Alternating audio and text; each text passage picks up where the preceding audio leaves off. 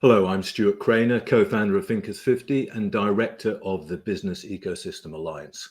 Welcome to our third webinar of 2022.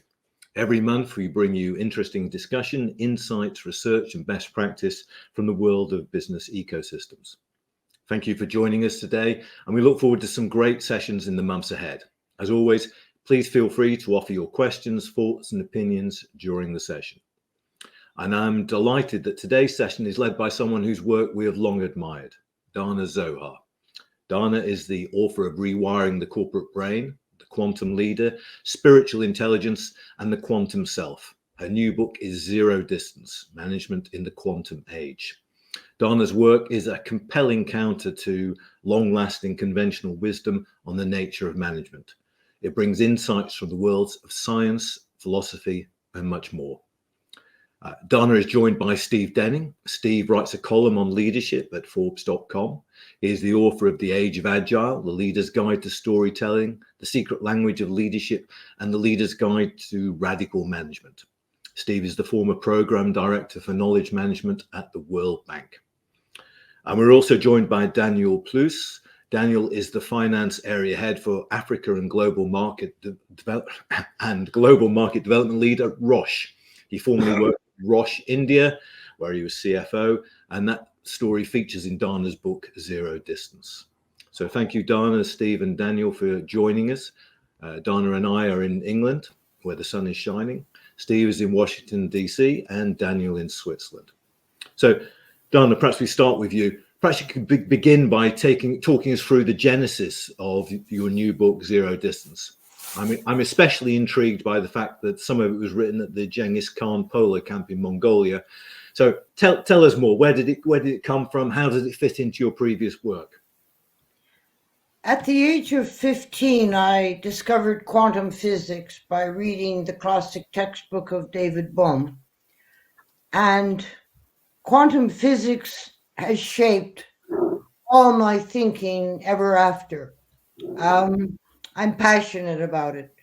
And I'm mainly interested in the paradigm arising from quantum physics, the new worldview, and how that can bring us to think in a very different way about issues in daily life, like the management of companies. I noticed during the course of writing my books that management theory in the West, mainly Taylorism, had its roots in Newtonian mechanistic physics. And that led to the kind of management structures with which we are most familiar. The hierarchical power structure, the division of labor into siloed functions, the notion that all power comes from the top, that employees simply follow the commands of those above them, a great deal of bureaucracy, which makes them slow and really quite unwieldy in these times we live in. Taylorism was devised as a management model in simpler times, as was Newtonian physics itself. Our age is defined by rapid change, uncertainty, global interconnectivity, and company leaders have to make very quick, agile decisions. They've got to spontaneously adapt, sometimes almost daily, to changing business conditions. And I could see that the Taylorian organization was not at all suited to this, and that companies increasingly were beginning to have trouble coping with 21st century conditions. I like the idea of physics being a fundamental source of thinking about other issues in life, because the ideas of physics are clear, they're based in science, and Newtonian physics gave us an entire worldview which influenced thinking in every field for the next 300 years. And so I had the idea that we could find a new management model by taking our principles and ideas from the defining principles and ideas of this new quantum paradigm. And that is the genesis of quantum management. What's different about Zero Distance from my other books is that until I was invited to China in 2014 by Zhang Min, the CEO of Higher China, quantum management was a theory. And many people, even in the West, were interested in it and invited me to give speeches, but nobody knew what to do with it. And not being a company leader myself, I couldn't help them very much. When I was invited to Qingdao in 2014, I found a company that had implemented my quantum management theory in a practical business model, the Rendan business model. And I found that Rendan expresses a practiced version of all the ideas that I'd been writing about. And therefore, in Zero Distance, I was able to write about not just a theory, but how a company had put this to actual practice very successfully. And by the time I was writing Zero Distance, companies like Roche India, GE Electronics in America, even the American Green Berets had been putting this kind of model into practice. Most of them had been led by Hire's pioneering efforts.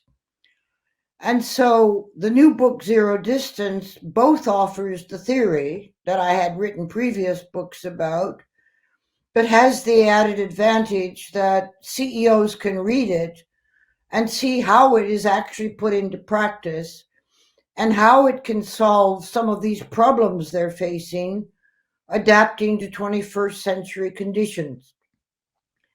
I see quantum management not just as one more theory of management, but more as a paradigm for all management new theories. I think you can find the adaptive organization in it, the flexible organization, the conscious organization, Gary Hamel's humanocracy. These all fit into this new paradigm, which can, of course, be interpreted in different ways by different people. Just as the different companies I write about in Zero Distance have put it into practice in their own ways, though all in a way similar to the way that Hire's Rendan model has done. So that's the basic background and gist of the new book. I think it's probably worth clarifying a few terms at this stage as well, in that, and we should all say that Hire is the biggest white goods manufacturer in the world, Chinese company, acquired GE Appliances in America. The ideas Danah alluded to there was Rendan, which I suspect we all mispronounce one way or another, which is my understanding of Rendan and the philosophy is that the word is a fusion of employee, customer, and value. Is the way I understand it. And the concept of zero distance, that's zero distance, which Hire talks about, is narrowing the gap between the employee of the company and the customer of the company. So I should also add, Stuart, that in addition to my quantum management, the CEO of Hire, Mr. Zhang, took his inspiration from Taoism. And the phrase Rendan Hai, which he calls his management model, is actually a derivation of the famous Taoist Tianren Hai, man aligned with heaven. So the customer aligned with the employee is an extraction from Taoist philosophy as well. And the customer is aligned with heaven. That would be it's got a nice poetical ring to it. The and your book Zero Distance is already well, I should point out that it's open access, so you can actually look at an electronic version. We'll post the link. So it's open access book, and the book is already a bestseller in China, Danah. And why does it resonate there? What? Because I mean the concepts are universal. You're talking about a kind of a meta narrative for management worldwide. but it really resonates in China in a way that it hasn't so far in the West. Why is that? I didn't understand that at first. When I was first invited to China in 2014, I then did a month-long speaking tour in China. And I found I got a reception from my Chinese audiences unlike anything I'd ever experienced in the West. And people kept saying to me, "Your ideas are so Chinese." Now, subsequently, I've been doing a great deal of reading about traditional Chinese thought, Confucianism, Taoism, Neo-Confucianism, and Chan Buddhism. And I see myself that the quantum way of thinking and the quantum worldview are very Chinese. So the books are more popular in China because the Chinese easily understand this quantum approach. And I don't think anyone other than a Chinese CEO could have been the first in the world to implement this theory, because his background in Taoism and Neo-Confucianism made quantum theory seem very familiar to Zhang Ruimin. Whereas in the West, when you talk about, the West doesn't understand quantum physics. They boast about not being able to understand it. And when I talk about my work in the West, I'm often met with perplexity. Whereas in China, they just get it. Yeah, it's interesting, isn't it? Thank you, everyone, for joining us. We've got people from Romania, Germany, India, Greece, the United States. Please send in your questions as the conversation carries on. I mean, Steve, perhaps I could come to you next. I mean, you've written about agile organizations. You're mapping out the new age of management. Are we ready for a quantum leap, do you think? I think we are. I think we're already in it. And I think what Danah has demonstrated in her book, that we're already seeing examples of firms being run in a radically different way. I mean, the Haier is one example, but Haier is not alone. And as we look around, we see that bureaucracies are really having difficulty coping with the pace of change, the complexity, the emergence of new phenomena, the role of the customer, radically different, the need to work in teams, the need to collaborate, the need to be adjusting to this very rapidly changing environment. And it's really a different world. And you see in many big firms, there's really a resistance to recognize that the world has changed, or a resistance to think that their way of running the organization is in question. But I think Danah's put her finger on it, that we are, in fact, in a different world, which requires different thinking. What's taken us so long, Steve? I mean, Danah's referring back to Frederick Taylor. I mean, Frederick Taylor's his scientific management book was published in 1911, I think, which is a hell of a long time ago. Things have changed quite a lot since then, but his impact still kind of lingers over management throughout the world. Well, I mean, bureaucracy and the way big firms were run was a success in the 20th century. I mean, the human race, in fact, advanced on pretty much every dimension in the 20th century. But then the world continued to accelerate and change, and particularly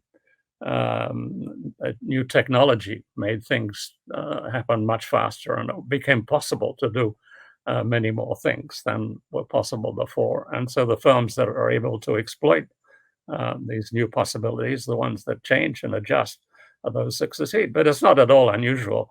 We think about the agricultural era, which began around, you might say, 1770. I mean, 150 years later, you still had agricultural lords of the manors acting as though they were still running the world, and they still sat on large estates, and they ran them not too differently from the way they were run. That's 150 years after the industrial era had really taken over everything. So they ended up being comedy actors in Downton Abbey, not being real executives. So it's not surprising, and this whole transition is going to take a very long time to work its way through. But what you see is that the most successful organizations today are run radically differently from those even 20 years ago. And so it's happening on a large scale. And I'm excited. I think it has tremendous risks, a lot of talk about that, but I think the potential improving the human race is even more enormous. I should point out, in reference to what Steve just said, that the new technology that is defining our world today and has changed it so much has all been enabled by quantum physics. The new technology is all quantum technology.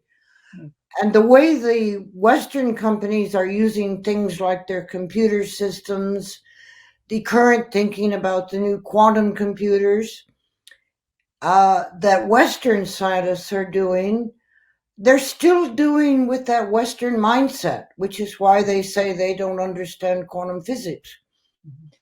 And I'm curious to know what will happen is when the Chinese get their hands on all this new technology, whether they will use it in a more creative way, because they will see potentialities in the technology that perhaps Western researchers are not seeing. And among these is quantum computing. Western research on quantum computing is all about the speed these computers can give us. Mm-hmm. And that seems to me a very poverty-stricken assessment of what computers that can access all these multiple potentialities in the quantum wave function might actually be able to do for us. Yeah, interesting. I think we're lucky today. We've got Daniel Pluess with us from Roche in Switzerland, and we're lucky because Daniel actually has worked with these ideas and putting them into practice with Roche in India, where he was CFO. And Daniel, can you tell me about your experiences in India? How did that start? What happened, and what did you learn from it? Yeah, thank you, Stuart, and thank you for having me. Before we start, I would like to highlight that I express my own views, so in no ways am I here as a spokesperson of Roche, but I'm very happy to be here. You know, I have to admit, when the then CEO of Roche India, Lara, came to us and said, "Hey, here is a new management and philosophy, and I would like you all to understand what it is." You know, I thought, okay, you know, new GM, a new boss. So now I have to learn a new way of managing. And I was not too intrigued by this prospect. But what I really love, and that's also why you hear me say, you know, it has changed my life of how I think about business, of how I work every day, but also how I live my personal life, is that this is completely different. And the way it is different is, it's not someone who just, you know, picked up a theme and wrote a book about it. What I really loved about it is its rootedness in science. And I'm not a quantum physicist, I'm an economist. And so most of what Danah knows and you know, drives her to write these books, I wouldn't understand. But I was able to somehow for myself just take it down to very simple principles. And Danah knows the 3 principles I took out. Number 1, everything is energy. Number 2, everything is connected. Number 3, the observer determines the outcome of the experiment. These are the 3 things I took out, and there are plenty of other things you could take out. But when I challenge myself every day, am I living quantum? Am I not living quantum? I just use these simple things. And that's what I love about the work of Danah. It's not a theory which you just copy paste. You know, you don't take the higher approach and you implement it in Roche, or you don't take you know, any other approach and you copy paste it. You have principles, you have frames, you have ways of thinking, you have ways of translating what you do into the quantum leadership approach, and that's what I love about it. Can you expand a bit on the third bit there? I get the energy and the connectedness. And what about the observer and the experiment? Can you just tell me a bit more about that, Daniel or Danah even? Yeah, I can just tell you what the tremendous success we had when we implemented it, because we also had failures, and you can read that in the book. And I think these failures are very valuable, and they inform us about, what we could do differently if we would implement similar approaches. I would also like to mention that I come across various departments, big departments at Roche, which implement very similar things. They may not call it quantum leadership, they may not call it quantum management, but it's actually in essence the exact same thing. So now that I'm back in Switzerland, I still live many of these principles. I may not hold up the book of Danah or preach, the motivation scale, which I love, but I still live by the same principles. But what was a success was to start the whole journey with a very clear vision of where we wanted to go as a company. And that vision was not a piece of paper. It really became the purpose of every employee in Roche India. And a lot of what you saw afterwards happening when we actually implemented the daily doing was grounded in that vision. And for me, that's what's connected to that sentence: the observer determines the outcome. If you have a certain vision in your head, if you have a certain belief, if you have a greater goal you pursue, then, let's pay that invoice, or let's contract this supplier, automatically you will create a different reality for yourself and the people around you, and automatically you will create a very different reality of what you deliver as a business. And I maybe hand over to Danah to explain it in a more scientific way. I think you've put it extremely well, Daniel, from the practice point of view. I mean, what quantum physics is saying is the way we look at a problem affects the way we find an answer to the problem. And in business, what you have just said so marvelously, the philosophy with which we go about changing our businesses, if we want to transform, affects the outcome we're going to get. Quantum physics tells me the way I think constructs the world in which I'm going to live. It really makes crucially important how important the nature of our thinking is to the way we do things. In Sun Tzu's famous Art of War, he has 5 principles for developing a great strategy for war. And his first principle is know your philosophy. Be clear about your philosophy. Because if you have a clear framework of what it is you're trying to accomplish, then you're much more effective in making it happen. Yeah, interesting. It all goes back to Sun Tzu, really, doesn't it? The know your philosophy. We've got some questions coming in, and I think it's interesting. Anna Nielsen from Minneapolis says, "Any advice about how to sell these concepts to reluctant people or people who are satisfied with not understanding?" I mean, with any idea like this, and these are challenging ideas, there's bound to be a degree of skepticism. You must have found that amongst your colleagues, Daniel, or even within yourself. Yeah, I mean, the first advice I would have, and sorry to say, but don't use quantum physics as the entry door to the topic. Yeah, because it puts people off. It makes people feel scared, and they think, oh my God, I've never been good at math and physics and all of that, so let me just not even go there. I think what really is the entry door is to understand that so many things around us, and even we as human beings, we actually function in a quantum way. The way our immune system works, I've been told, is a quantum way. If you look at how a leaf translates sunlight into all the processes which comes out of that interaction, is a quantum process. So the world in the end is quantum. So if we deny that we should live in business in a quantum way, we somehow create a contradiction between how our world is functioning and what we do within a corporation. So if we start learning these small elements of of how we as human beings, but also the environment around us, nature actually works in a quantum way.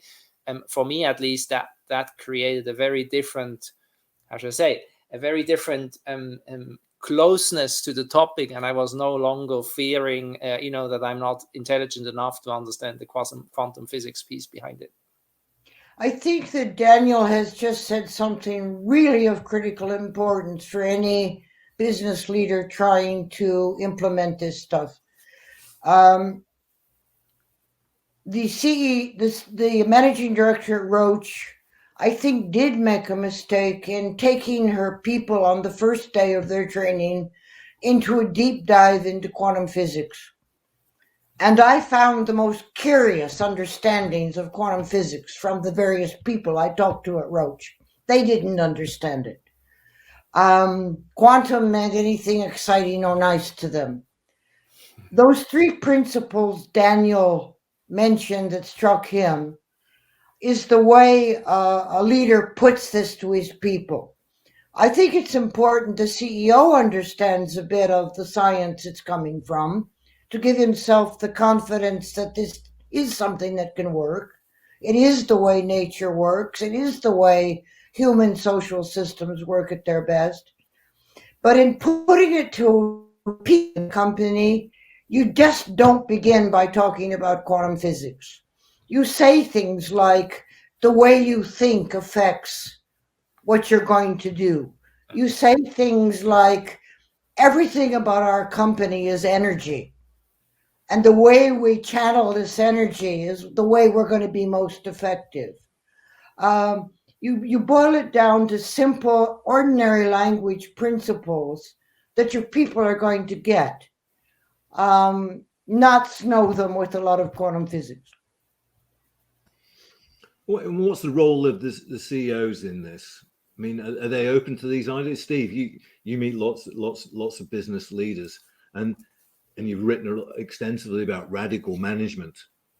And is it always CEOs taking the lead, or does it bubble up?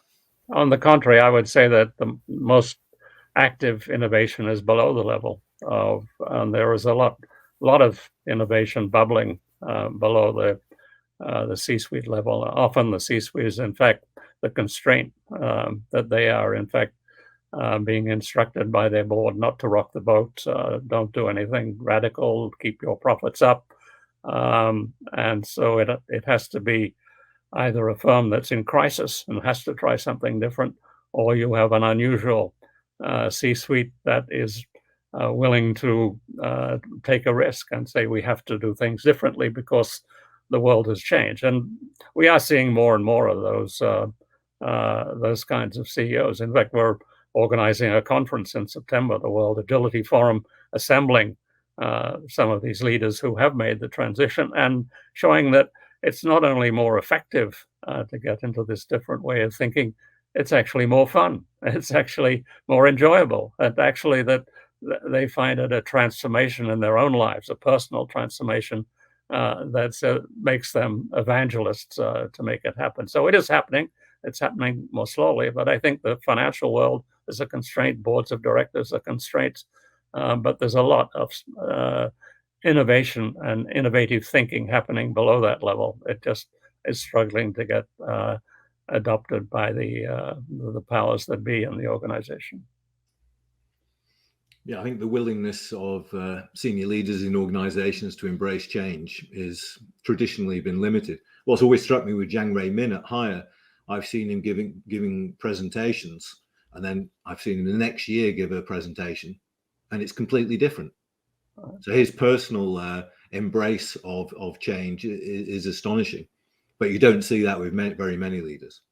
But what you do see is often sort of coalitions start forming within the organization at lower down. And so you get a group of people at the middle, the upper middle, and they aren't able necessarily to get things done on day one. But in any organization, there is a moment when the clouds part, in a sense, that there is a crisis, there is a new opportunity, there is a new situation facing the organization, and suddenly the top of the organization starts to ask themselves, is there another way?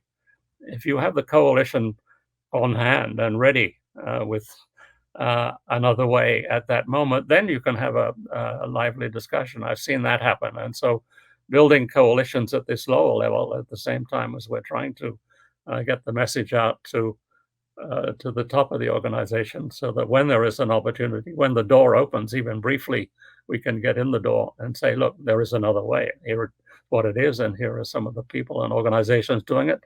Why don't we give it a try?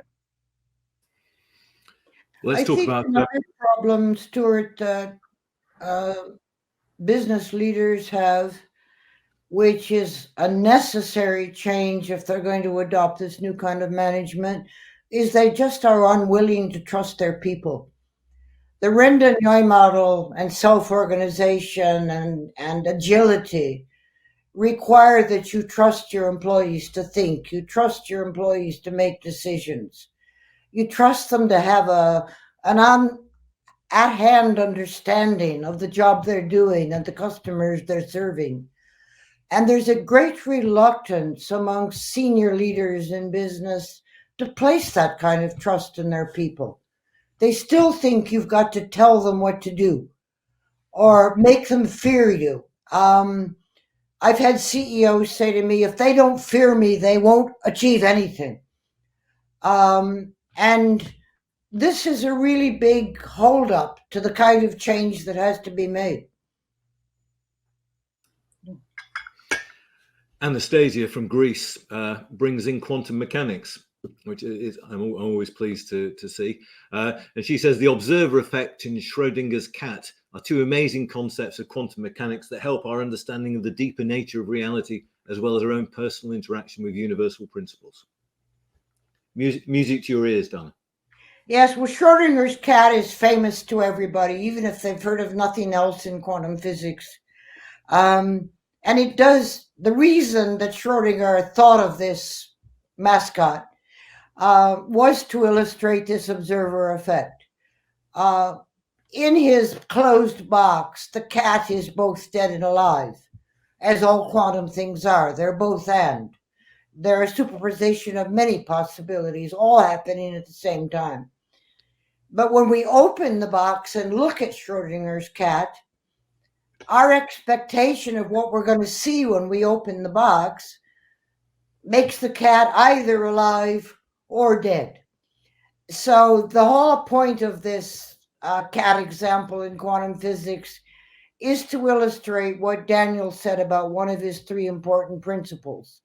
The way I think, the way I look at something, the way I intervene in something affects what's going to happen. It tells me how important my observations, my ideas, my philosophy are to what I do. Anastasia has another point as well. She talks about the great entrepreneurs and innovators, Steve Jobs, Henry Ford, etc., and talks about that they kept their teams powerfully energized and fostered an environment of unlimited creativity. What are the practical dimensions of spirituality and mindfulness in creating such teams? And I think that goes back to the coalitions point that Steve raised, really, and throw in the philosophy point as well that Daniel raised. Keeping coalitions together is quite challenging. That, the quantum management paradigm is requires a spiritual enlightenment, because buried within it is a whole different way to look at what a human being is, what an employee is as a person, what the nature of a person is, and what a person can achieve. And these are spiritual questions. And if you go at it with the view that only the boss knows what's going on here, and people are just so many robots that you tell what to do, your whole spiritual mindset, your attitude toward the human beings you're employing, means you don't treat them like human beings.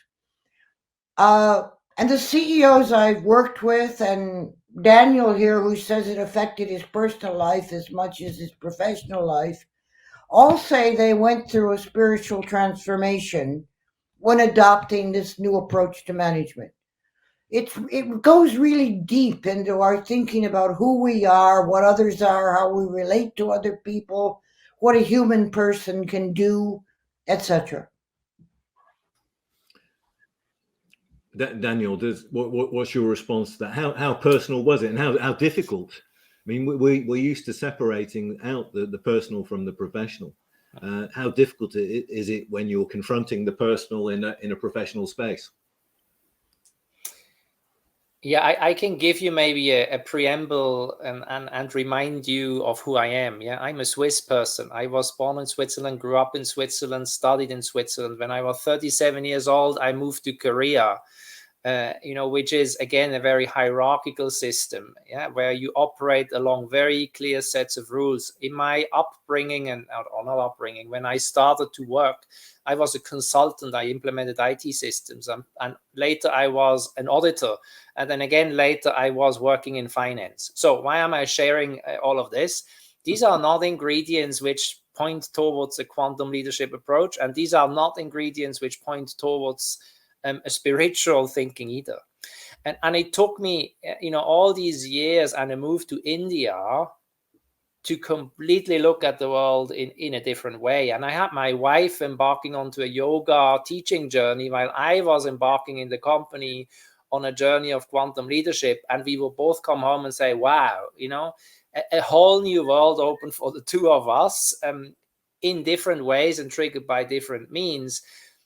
But I don't think if I had never gone to India, if I had never experienced that profound spirituality, it would have been much more difficult for me to actually embark onto that journey. But because it was in India, and because I was where this was all happening every day, for me it was very crystal clear. And when I came back to Switzerland, I mean, I continue with meditation. I continue with the sort of way of thinking. But similar to what we discussed before, when we talked about the fact you don't go to your teams and say, hey, by the way, there is quantum physics, and now go study. Once you know what quantum physics is, I will tell you how we will set up the company and run it. You also don't tell people, you know what, before we can do quantum leadership together, you have to be spiritual and you have to meditate and you have to do yoga. But very subtly, you can bring it in. And I can tell you that I had team meetings where I would vision exercise with the team, and I would start every morning of that vision workshop with a meditation. But I would not tell them, now let's meditate because we're going to talk later about something which is affected if you are not a spiritual person or not. Another element I want to bring back, because you triggered me in this whole discussion of what's the role of the CEO. For me, it's completely upside down in quantum leadership than it is in Newtonian leadership. In Newtonian leadership, you assume that if a leader doesn't guide the system will collapse. In a quantum leadership, if you intrude as a CEO into the system will collapse. And if you just have that in mind in your daily leadership to your teams, at least for me, that's a very empowering thought. So every time I try to intrude into that self-organized mechanism, which would be my team, I would ask myself, how do I do it so I don't destroy the system? So the role of a CEO in this whole quantum approach is completely upside down to what you used to think. I know all I have to know. I'm the only one who has the context. I'm the only one who has the knowledge. Versus I'm a key person who could collapse everything which happens below me if I take the wrong decision or I intrude into the wrong moment. Yeah, I think the spiritual aspect is really interesting. It's going to counterpoint to the physics side of it. But we've been, Steve, historically, we've been taught to compartmentalize that the spiritual side of our lives, which we've all got, didn't intrude into our working lives. That's true, but I think that's really changing quite a lot. There's a lot of talk now about deep purpose, about authenticity, about recognition that firms that are not authentic and are being, in a sense, less than frank with us, they are suffering financially from those very attitudes. So I think there is, of course, a lot of faking it and attempts at authenticity, which are probably more problematic than doing nothing because they are so obviously not genuine. But I think what you're seeing is a call for authenticity because our businesses play such a huge part in what happens in society. And so things that were unthinkable even a few years ago, saying that the shareholder is not the be-all and end-all of the organization, that has now become sort of standard, something that's recited in a standard fashion by the CEOs, whereas even a few years ago, the opposite was, in fact, the official policy of the Business Roundtable. So I think there is a significant move, and it's driven not only by the ideas, but in fact, society is demanding it. Particularly young people are saying they don't want to spend their career in a firm that is only interested in those money things, and they are looking for something different. And in order to attract the top talent, in fact, firms have to adjust their thinking. So there are many forces pushing in this direction. So it's wonderful what Danah's doing, but there are many other forces pushing in this direction, which makes it such a timely contribution to management thinking today. Sean offers a paraphrase from Henry Ford: "Whether you believe they can or believe they can't, you're right," which is quite neat. Thank you for that, Sean. I mean, I get from what you're saying, Steve, you feel a kind of undercurrent of optimism that management and the way we run organizations is moving in the right direction, or a new direction, a new and interesting direction, which might have broad repercussions.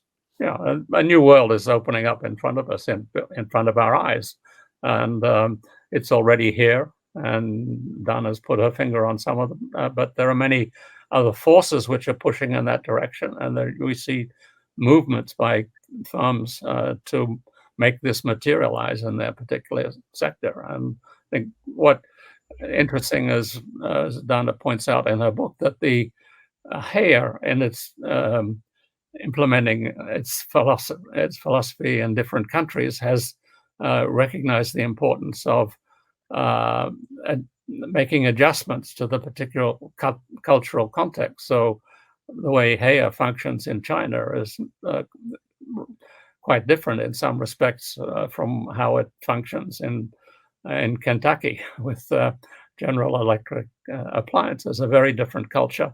And it's implemented differently. It's not like a 20th century firm, which when it takes up a subsidiary, it says we're from Kentucky and you have to implement our philosophy. You have to have exactly the same principles and practices and accounts and everything the way we would do it in Kentucky. And you take that to Italy, or you take that to Sweden.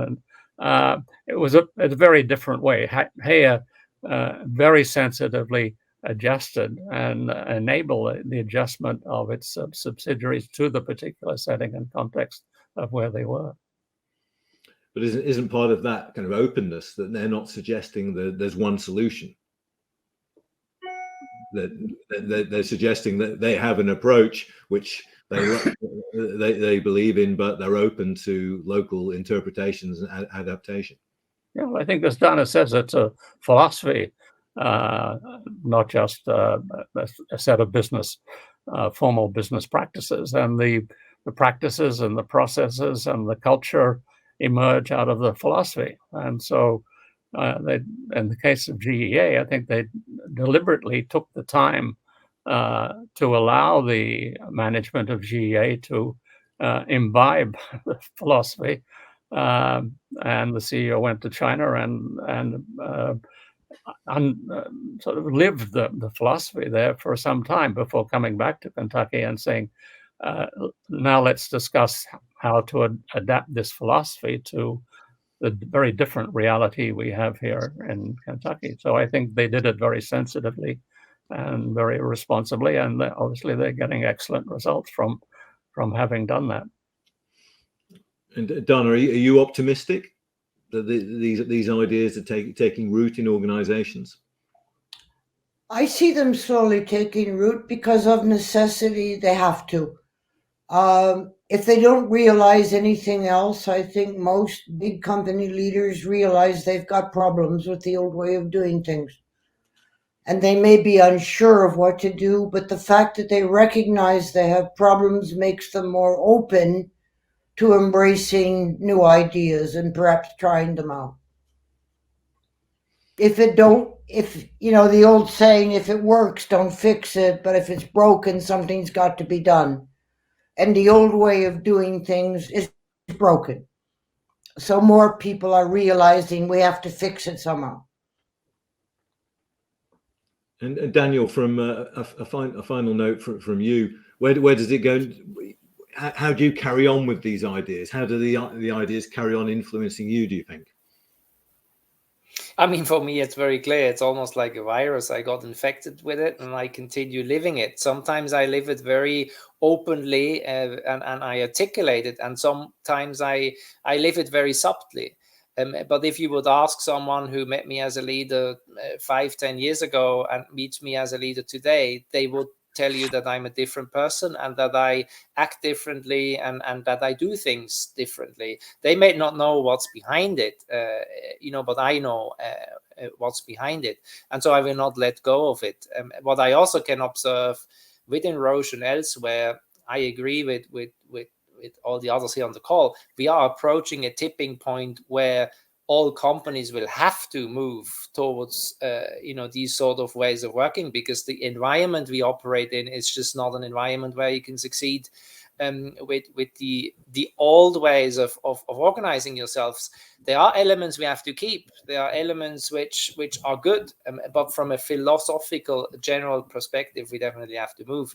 And maybe to close, I think, as much bad things COV2 has brought to us, it is one of these periods where it became very visible to us that with the old ways of dealing with such a crisis, we will not get anything done.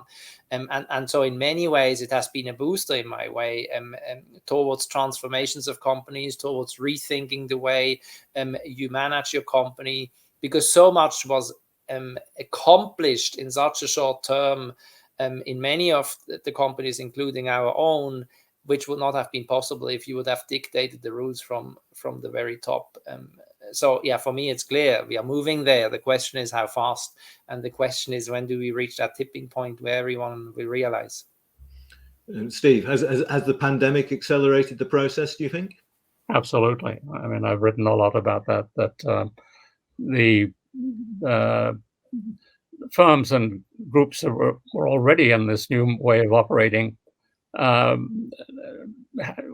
The pandemic was really no challenge at all, because they were already working in a way that was, it could be moved from office to home really overnight. And it was just a ripple on the surface. And once you have a cohesive team, that it becomes a very easy thing to solve. It was the bureaucracies where people looking over each other's shoulder, or bosses looking over people's shoulder, when you took away the proximity, those firms were in a catastrophic situation, because it took away their whole mode of operating, and they had to on the fly try to figure out how to operate in this more agile fashion. So yeah, and many have written about this sort of split between the firms which were operating already in a way which was appropriate and those that weren't, and the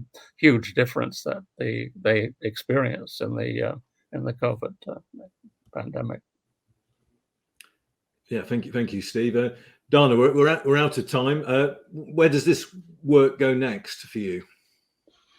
Well, the book I'm working on now is really for my Chinese audience, I suppose, but I'm writing a book to show how similar quantum thinking is to Chinese thinking. So I'm comparing ideas in quantum physics to ideas that have existed in China for the last 3,000 years. And for the Chinese, I argue quantum management is Chinese management, which I think it is. I think that Higher is making a contribution to the world of management through implementing this stuff in a practical way and showing how it can be done. And it's really a gift from China to the world of management, I think. Yeah, it's a good optimistic note to end on. There's a link on the side to Danah's book, Zero Distance Management in the Quantum Age, so you can download that free of charge. Thank you very much to Danah Zohar for joining us today, Steve Denning, and check out Steve's work at Forbes.com, always worth reading. And Daniel Pluess. Daniel, it's always great to hear from a practitioner, somebody putting these very challenging ideas into practice. So thank you, Danah, Steve, and Daniel.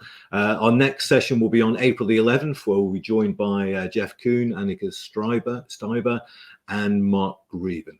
So thank you, everyone, for joining us. Thank you, Danah, Steve, and Daniel. Thank you.